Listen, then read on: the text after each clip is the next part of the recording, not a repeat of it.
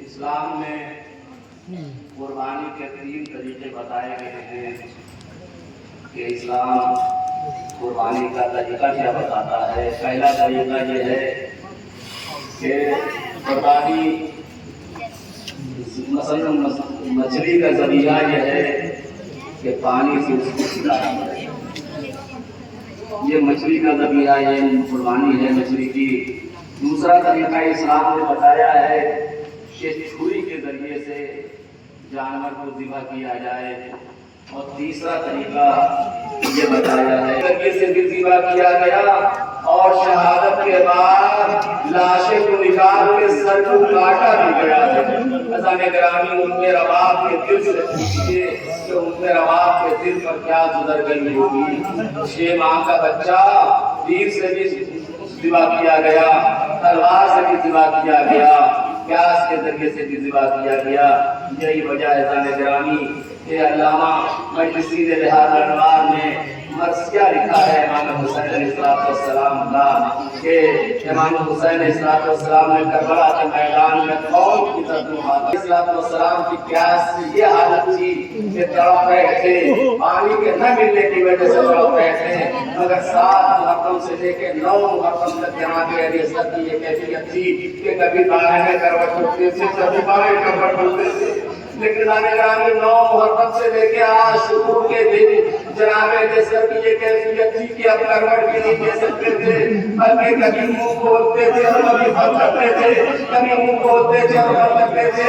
और आज शुक्र के दिन तो ये कैफियत हो गई थी कि रवायत में लिखा है कि जनाब ज़ैनब देखती थी कि बच्चे में हरकत है तो झूले से उठा लेती थी, लेकिन जब हरकत बंद हो जाती थी तो लगती थी बीबियां के बच्चा मर गया।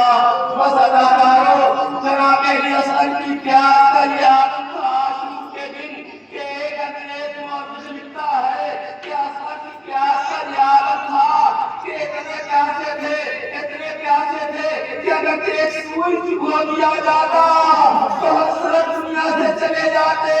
मगर अल्लाह अरे असद के ऊपर ऐसा तीर चलाया गया जो जानवर को मारा जाता है। यही वजह थी अदादारों, छोटा सा गला था कि मुस्कुरा ने तीर चलाया है। इतना वजनी तीर था कि अगर हुसैन ने अपने बाजू से उस तीर को लगाना होता तो बजाने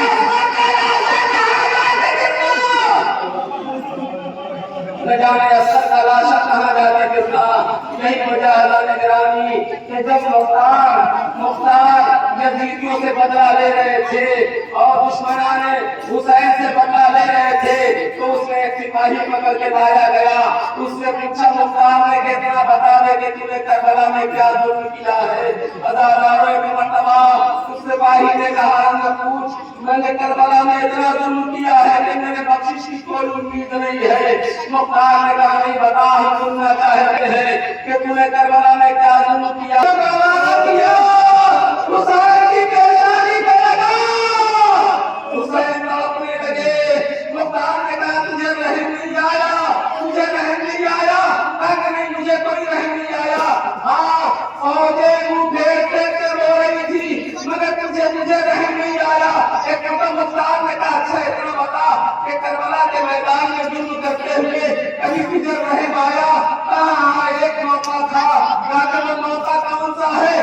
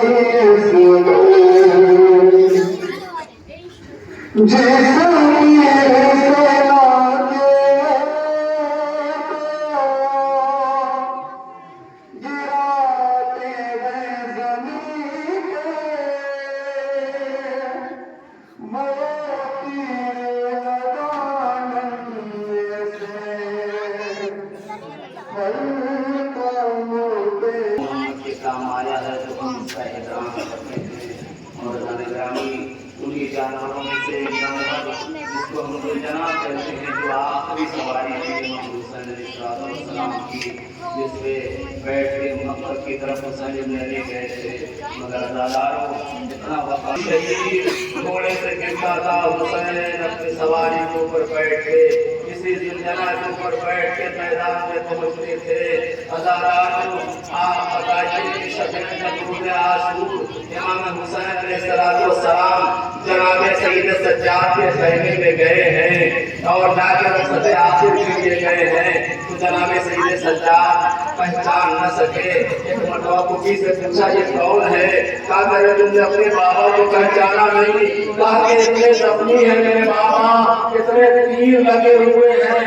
अज़ादारों सोचो कि जब हुसैन सुबह से असर आशूर तक मैदान में हताशे के पर जाते रहे, जख्मी होते रहे, तीर के जख्म, तलवार के जख्म, तो क्या जो हुसैन का घोड़ा था क्या वो जख्मी नहीं हुआ होगा?